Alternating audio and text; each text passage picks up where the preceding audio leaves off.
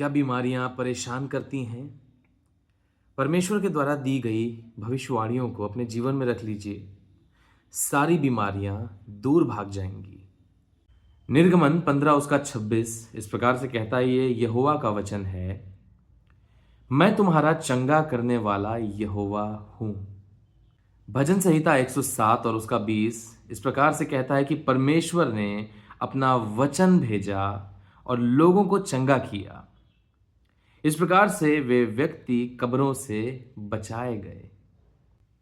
ये बातें किनके लिए हैं? मेरे और आपके लिए हैं। देखिए उसका वचन और क्या कुछ कहता है। यशाया 53 उसका 5 कहता है, परंतु वह हमारे ही अपराधों के कारण घायल किया गया, वह हमारे अधर्म के कामों के हेतु कुचला गया, हमारी ही शांति के लिए उस पर ताड़ना पड़ी कि उसके कोड़े खाने से हम चंगे हो जाएं।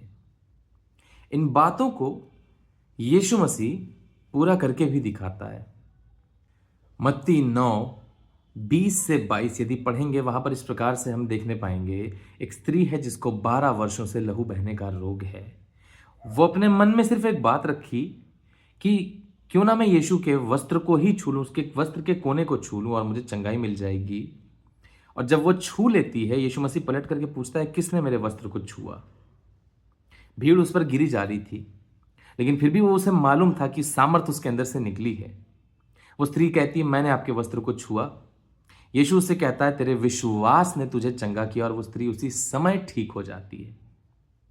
ध्यान दीजिएगा, एक बात यीशु मसीह मुझे और आपको सिखा रहा है। ये भविष्यवाणियां जो परमेश्वर ने पहले से कर रखी थी कि उसके कोड़े खाने से हम चंगे हो गए हैं, कि परमेश्वर का वचन हमारे लिए उस दवा के समान है जो हमें चंगा रखता है।